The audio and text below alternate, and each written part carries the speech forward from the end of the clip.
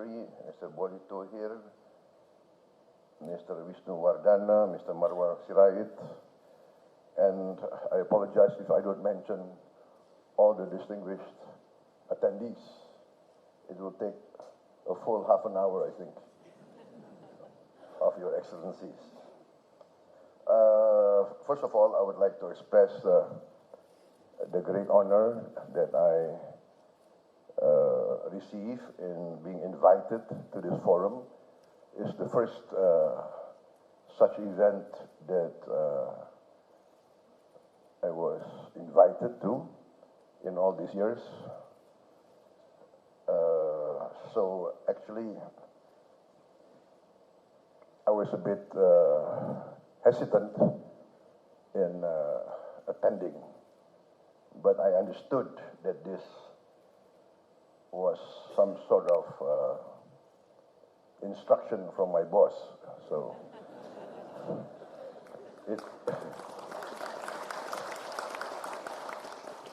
one thing I learned in my long career is the golden rule. Golden rule number one, the boss is always right. Golden rule number two, if he's wrong, refer to golden rule number one. And number three, be grateful that he's your boss. So I attend today, and I would like to make some comments. I would like to, first of all, express my admiration for the performance of Bank Mandiri. Yes, I'm proud of Bank Mandiri as an Indonesian. I understand that Bank Mandiri is, number 300 from the Forbes Global 500, right? So not bad, right? And because I have a personal, emotional tie with Bank Mandiri. I was a client of Bank Mandiri many years ago, and I think my record in Bank Mandiri is not too bad.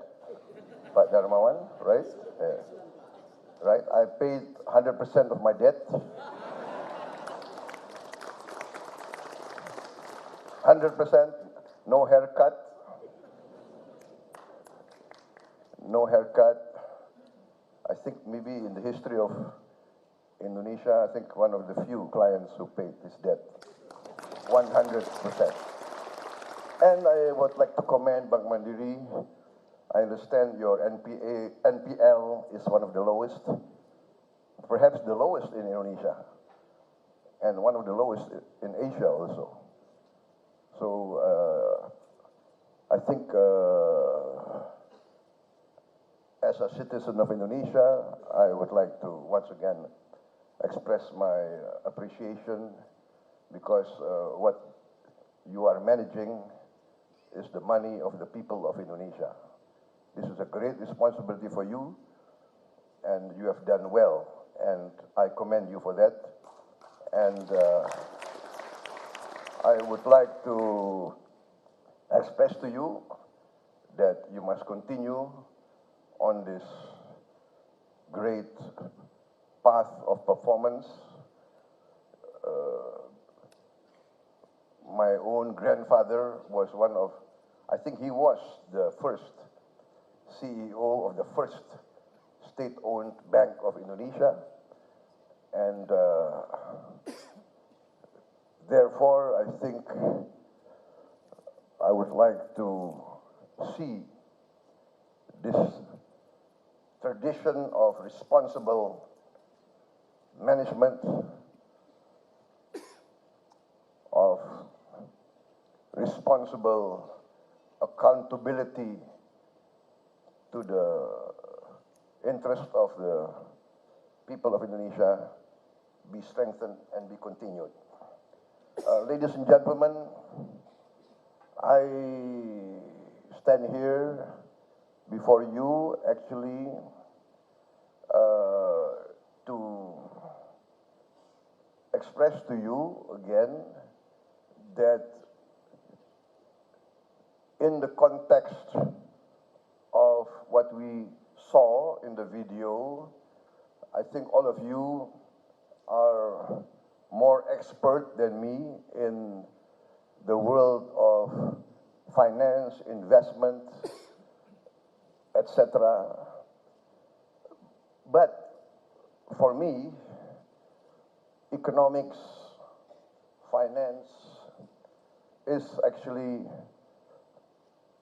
very basic.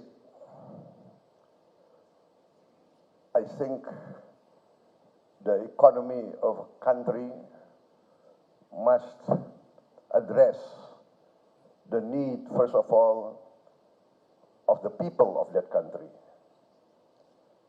And one thing that I am convinced of in my career is that every people in every part of the world, whatever nation, whatever race, whatever religion, whatever economic and political philosophy, every people in the world desire the same basic things: life, liberty, and the pursuit of happiness.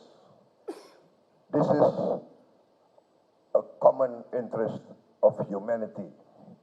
And one thing that I am very convinced of,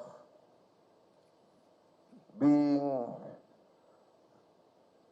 an amateur historian, being a student of history, being a former soldier, one thing I'm convinced of, the people of all the world, especially, I'm convinced, my people, but I think all your peoples also, desire prosperity. Life, liberty, and the pursuit of happiness means prosperity. Every country, every nation, every people desire this. That means every leader of every country must aspire to bringing prosperity to their people. Whatever political ideology, whatever platform, whatever origin of our aspiration, every leader of every country must aspire to achieve prosperity. And as a student of history, I must say that I am now convinced more than ever in my study of history, in my experience of my own country's history, there can be no prosperity without peace. Therefore, the duty of every government and every leader is to try to achieve peace, to maintain peace, in order to bring prosperity. As every simple trader in the most simple market, in the most simple village of Indonesia will testify. If there is tension, if there is turmoil, if there is a deterioration in the peace of the country, the trader cannot carry out his livelihood. If the trader cannot go to the market and sell his goods, who will buy the produce of the farmer? Who will buy and sell the produce of the fisherman? Where can the common people buy their basic needs? So the economy, I think, must, in my opinion, refer to this basic fact. Peace and stability is the key to prosperity. And that is the challenge that every country has to go through. And I think Indonesians must be proud. We have gone through tremendous challenges. Our independence, we got through many, many years of fighting for our independence. We did not get our independence as a present. We had to fight in many parts of Indonesia.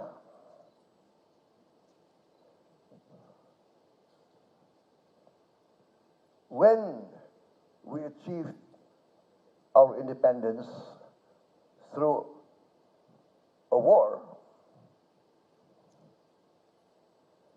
in which I think nearly all families of Indonesia have experience of losing one of their ancestors or their grandparents or their parents in this struggle for independence. After we achieved sovereignty, we still had to fight rebellions from the ideological spectrum, from the extreme right to the extreme left, foreign incursions, foreign interventions. So, let us now be proud that we have overcome most of these challenges. In the last 25 years, we transitioned from a strong authoritarian regime to a full-fledged democracy. And I think we are now acknowledged as one of the biggest democracies in the world. We have carried out several elections. I would say real elections. I think I have a lot of experience in participating in these elections. I think I participated in 5 general elections.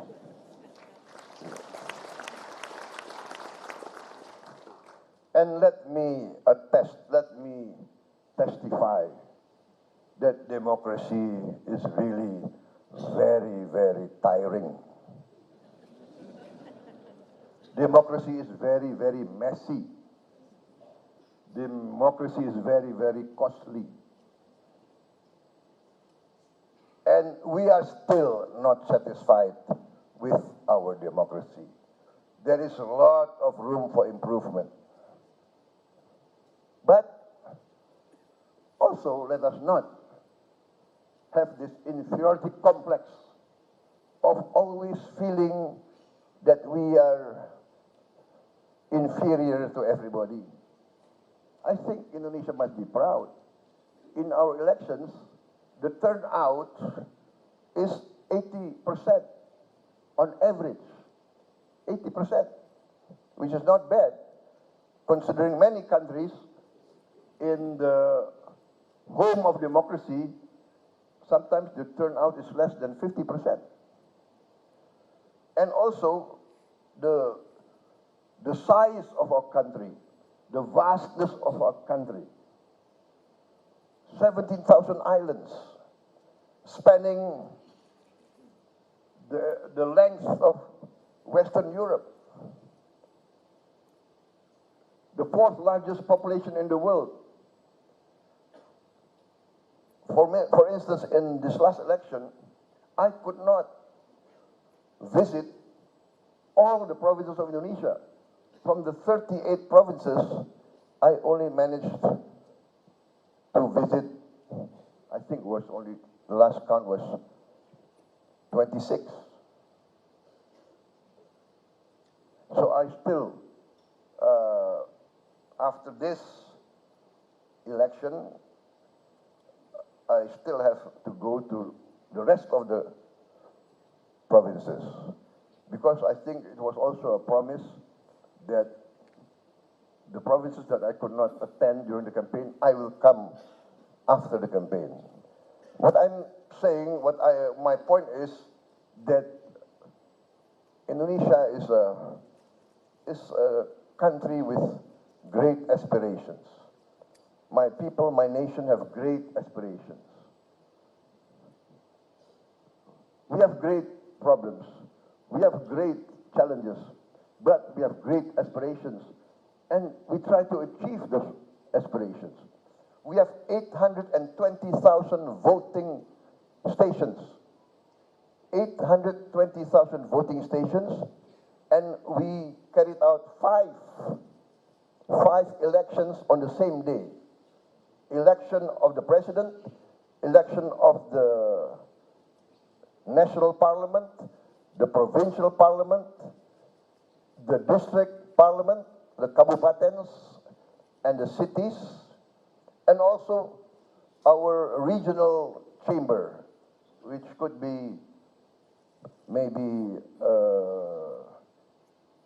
equated with the Senate in many countries. 5 elections in the same day, 820,000 voting stations, and everything without any violence, without any incident. And we are carrying out all the processes. Yeah? There are reports of misdemeanors, etc.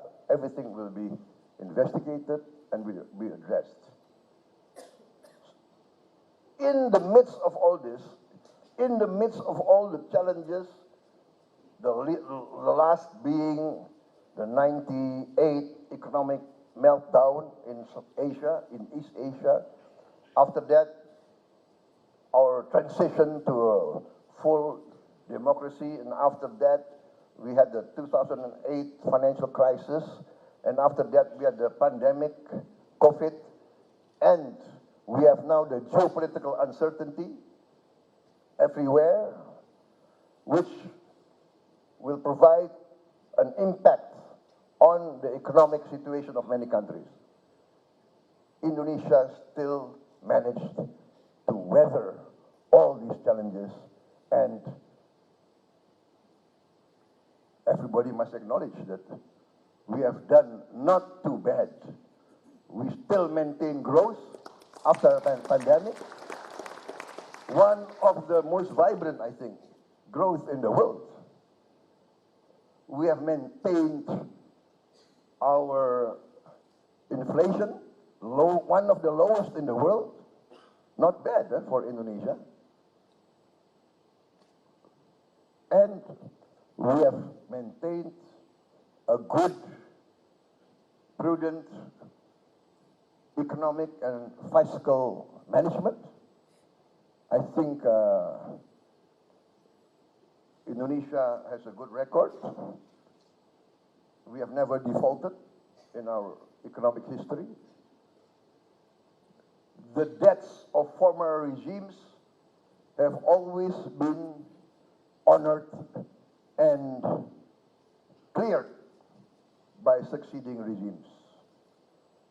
Even though they were perhaps ideologically and diametrically opposed. All the debts of the Sukarno era had been honored by the Suharto regime. All the debts under Suharto regime have been honored by succeeding governments. That is our tradition, because in our culture, it is very bad. In fact, it is a taboo to not honor your debt. Our trade balance has been positive for what, the last 5 years? Tremendous, Pak Perry, terima kasih. And our reserves are very healthy, although it must be better in the coming years, right? We are determined to maintain this trajectory. This proven record of prudent and wise management, I think, is very essential, because we see in many parts of the world, for instance, inflation sometimes very difficult to control. So we are very determined to be vigilant.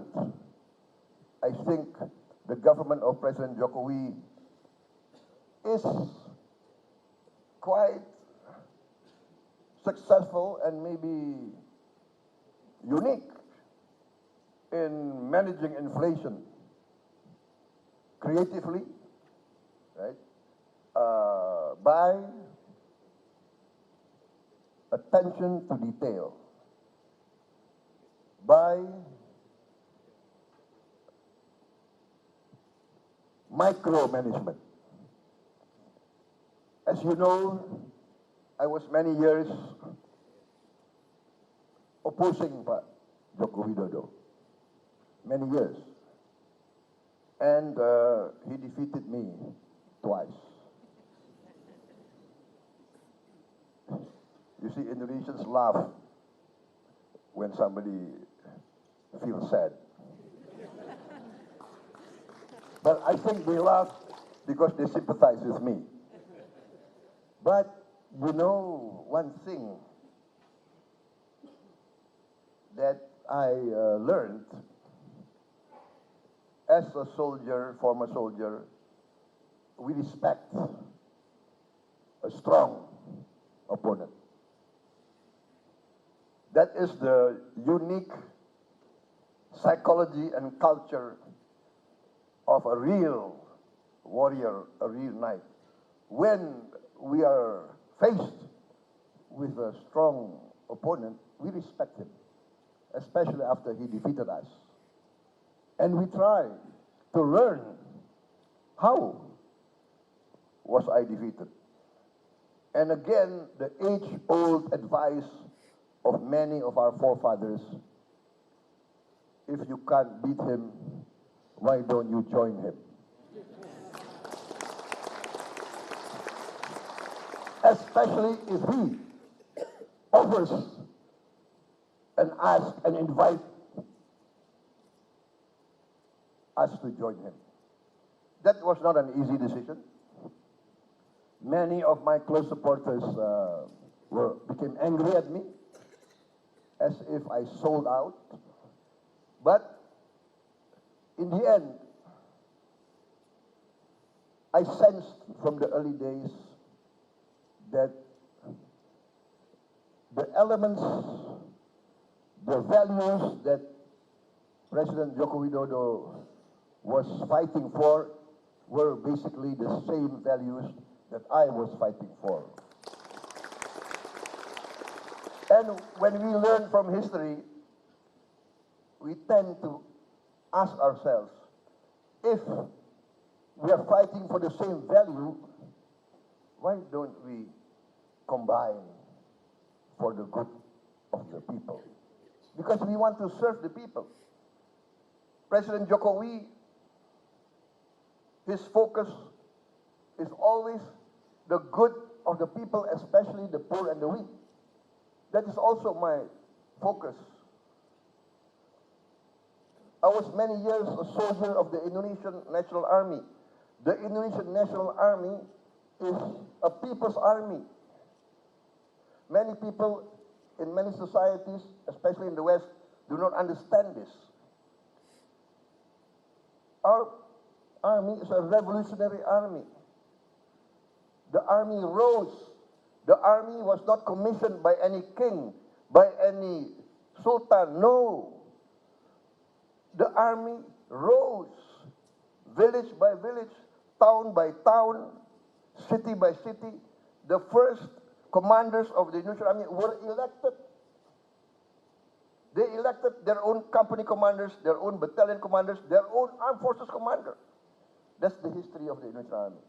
Therefore, any officer of the Indonesian army depend on the people. In the first years of the Indonesian War of Independence, there was no budget, there was no Minister of Defense, there was no Minister of Finance, there was not a parliament. We did not have a currency. How did our soldiers eat? The village people gave food. Even in 1970, as a young cadet, I experienced the poor villages. When we trained in the villages and the mountains, they gave us food, they gave us water, they gave us tea. And they were living in huts. This is the close bond between the Indonesian people and the military and the army. My point is, in the end, every Indonesian leader must consistently and consciously strive to better the livelihood of the people. And that is why I joined forces with Jokowi against advice of many of our supporters. And in the process of me joining him, I learned a lot. I understood the mechanism. I saw his policies. His policies, what we call is keberpihakan, taking sides. In every policy, we have to ask, who do we serve? Who do we take sides with? I am convinced that every responsible leader must defend his people and must defend the weakest elements and the poorest elements of society. A few years ago, maybe several decades ago, there are those who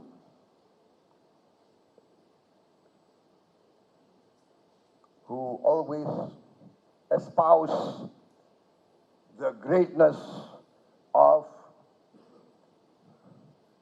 one sort of economic philosophy.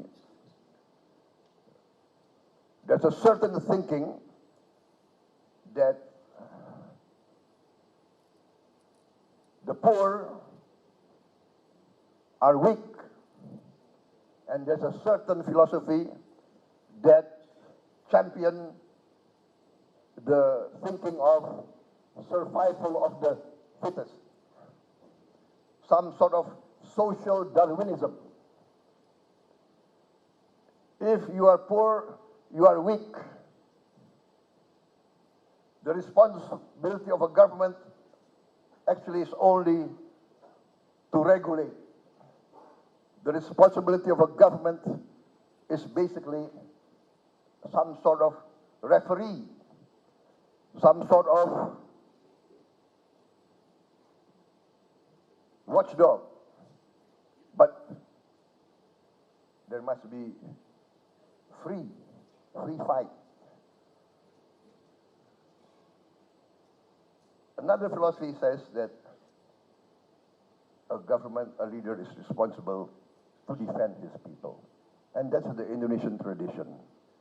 We have to take care of our poor, of our weak, and of our hungry. economic growth just for economic growth without addressing poverty and hunger, I do not think is viable. We need growth, we need wealth, we need prosperity, because we have to create jobs. We have to support trade, support commerce, support business. This is the philosophy, the ancient wisdom of our history. The duty of a government is to enhance, promote commerce, promote trade, to create wealth, so that with the wealth we can help those who are left behind. So I think this is the philosophy of Pak Jokowi, which in 2 terms I think has proven relevant. As I said, all the macro indicators, you know more than me, right? We are vibrant, we are growing, and I am optimistic. By talking not only with economic experts, I talk with the players. I talk with the economic players of all levels, from the top taipans to the middle, to the cooperatives, to the village traders. By the way, I was chairman of the Traditional Traders Association for many, many years. I'm still board of patron of that organization, which represent, I think, something like, 16,000 traditional markets. So I get input from all this, and I come out with a view that I'm very bullish. I am very optimistic. We will continue the policies of Joko Widodo, which has been proven relevant, and we will add on to those policies in the same trajectory. We will improve what needs to be improved. We acknowledge there's still too much wastage, there's still too much inefficiency. We must have better management, we must have more efficient structure, we must have more vigilant overwatch, we must cut down on corruption, but that is the beauty or the optimism that technology has brought us.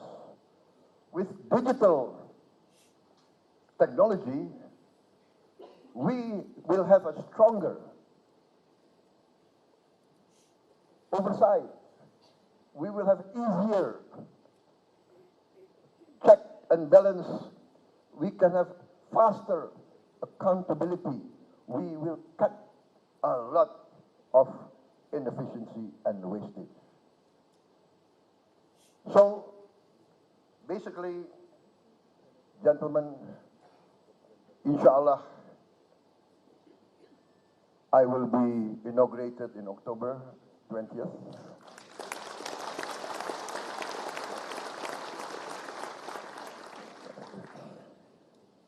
And I think the transition will be very smooth because, as you know, of the 3 candidates, my team is very open that we say that we are part of Jokowi's team. We are not shy. And we say, if, especially in the military, if your azimuth when you navigate the difficult terrain and the azimuth is bringing you closer and closer to your objective, why take a risk in changing azimuths? There will be an obstacle. Yes, we can overcome that obstacle. There will be a ravine. Yes, we have to overcome the ravine. But the azimuth, the direction is clear. We are blessed with a lot of resources, but we must be capable in managing those resources so that those resources are used wisely and will be used by our future generations. People talk about climate change, environment, dangers, etc. We are experiencing it. Nobody has to lecture us. We are experiencing day by day. In the northern coast of Java, in the northern coast of this Jakarta, my people are living every day with water up to their knees in their bedrooms.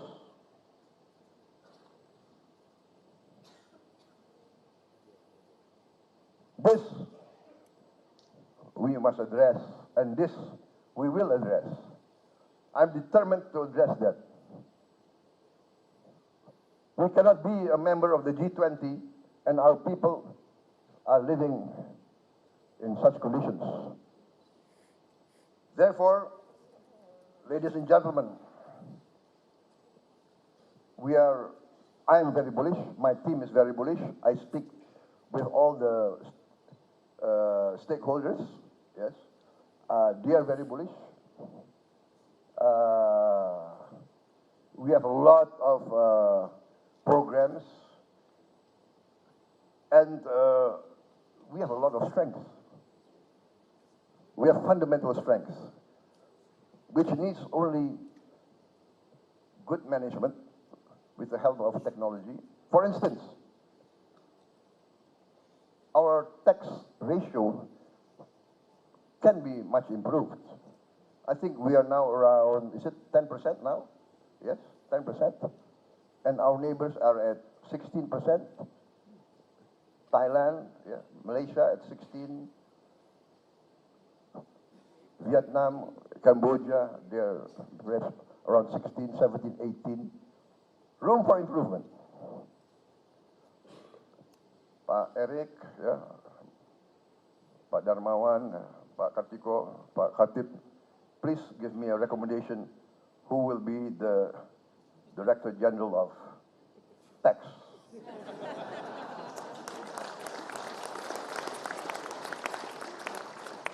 Right? But being a former businessman, actually I'm still a businessman. You know, how can I finance my campaign, right? A lot of journalists around here, yeah? Okay. What I'm saying is, if Thailand can achieve 16% tax ratio, if Malaysia can, if Vietnam can, if Cambodia can, why cannot Indonesia? That is my question to all the managers, the economic experts. Please let us, not in the sense that we have to increase taxes. No, we have to widen the tax, what do you call it, the tax payers, right? And I think this can be done. If from 10% we can increase to 16% like Thailand, 6% of $1,500 billion GDP. That's significant, right? That is what?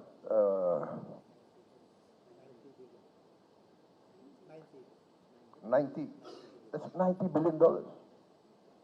$90 billion. We have now, I think, one of the lowest ratio of government spending to GDP. One of the lowest in the world. The last figure was 15.5% government spending to GDP. We have also the lowest, I think, debt to GDP ratio.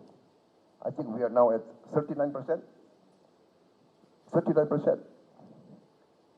We are well under the mandatory 3% cap on our lending. 3%,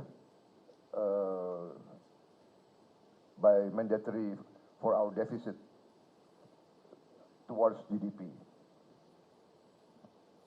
We are now, even now, at present, it's about 2%.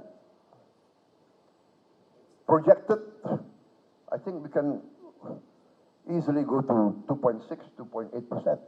And we will still be under this mandatory 3% ceiling, which is actually, basically, we adopted from the European Union, from the Maastricht Treaty, I think. And interestingly, many strong countries of the European Union do not maintain their own cap. I think France is around 6.8% of GDP. Germany is also around 6%. Italy is around 8%. So Indonesia, not bad.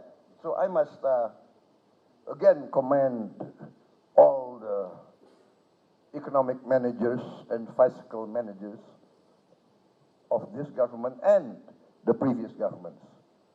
So I think this tradition is very strong in our the back of our mind, and that's why I would like to maintain this close cooperation between the top players of industry and commerce, between the bankers, financial system, the government, political leaders, the middle and weakest part of the economy, small enterprises, yeah, UMKM, yeah, the middle and small enterprises, the cooperatives of the farmers, the fishermen, the traders. I think our approach is collaboration, cooperation between all these economic players. We do not want a zero-sum game. We want a collaborative effort. Our strategy is not a zero-sum game, not winner takes all, but we want win, win, win, win. That is what we want. We are open for investment. We would like to see more investment. And in order to attract investment, as I said, I am of the opinion that we must clean up our act, improve, once again I said, efficiency, mitigate, if possible, eliminate, but at least mitigate more and more corrupt practices, enforce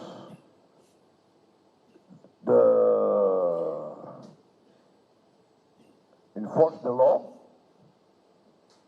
assure all investors, foreign and domestic, they will get the best protection and the best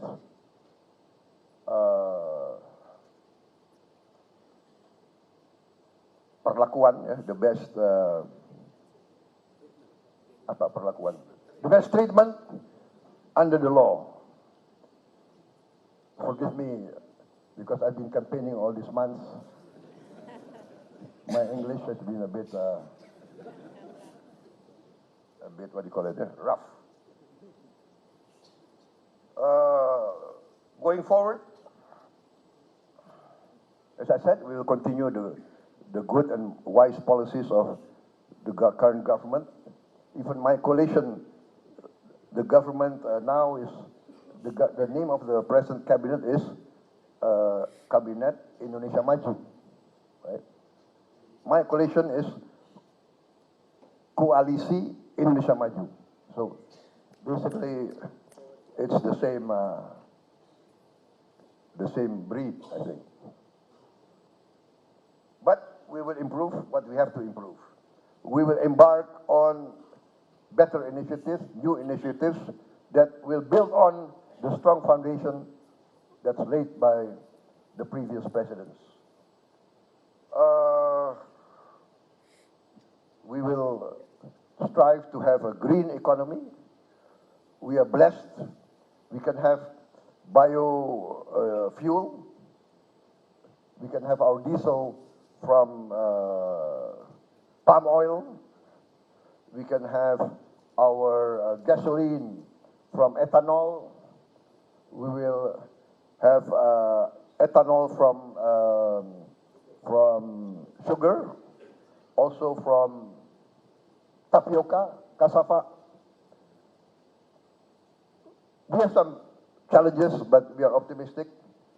We will be self-sufficient very fast in our food. I think we will be exporting food within 4 years. Within 3 years, we will be self-sufficient. After 4 years, we will be exporting food. We must learn from the best practices of many countries. China performed very well in eradicating poverty. India, once we see India in the media with famines, etc. Now India is one of the biggest exporter of food in the world. We must learn from the best practices of India, of China, how to alleviate poverty from many countries around the world. In conclusion, ladies and gentlemen,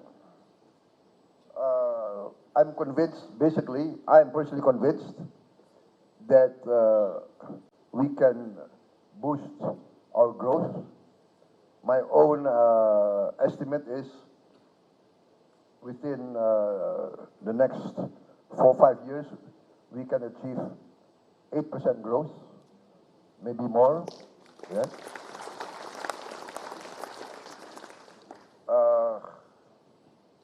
I think that basically concludes the remarks that I want to make. Once again, very proud of Mandiri. Please continue your good performance and manage our assets as wisely and as prudently as possible. That's also the guiding principle of the next Indonesian government. We want growth, but we want to overcome poverty. We want to create jobs. We want to get rid of hunger. And the way forward is very clear. We will push efficiency. We will push rational decision making. There can be no distortion of the economy. We must carry out best practices, and we are very optimistic we can carry that out. We will look for the best and the brightest of Indonesians. We will work democratically, but we will not be shy from taking decisive actions, because the present age has created a new phenomena. The poorest of the poor knows what is happening. With the technology, with IT, with social media, with TikTok, the most remote part of Indonesia know what is happening. They know who is fighting for them. And they cannot be manipulated easily anymore. So I think that concludes my remarks. We are open for business. We would like to investment from everywhere. What can be done by the private sector, we must allow the private sector to do it. State-owned enterprise by Eric, yeah, we must rationalize. If there's no real strategic reason,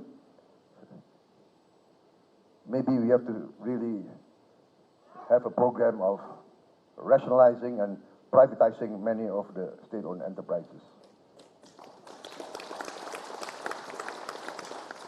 The state can regulate, the state can oversight, the state must also have a strategic decision-making in the strategic sectors. But basically, I don't see, for instance, why we need to be present in every sector of the economy, right? I mean, I think tourism in the 50s, the government has to take a pioneering role, but now I think we must allow the private sector to be more and more dominant. If possible, we don't need, I think, state-owned hotels, I think. What do you think, Eric? Right? But I'll ask for your advice. Yeah. I want to take a rational and common sense approach, and I need all the advice I could get, and therefore, you know, I want the best input. So please, ladies and gentlemen from this forum, actually, if I have time, I would like to sit and hear the panelists. So maybe I come incognito later on this afternoon.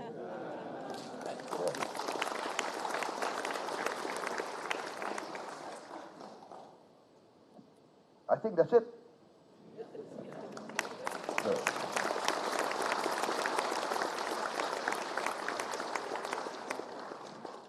I think I've mentioned in conclusion 6 times already.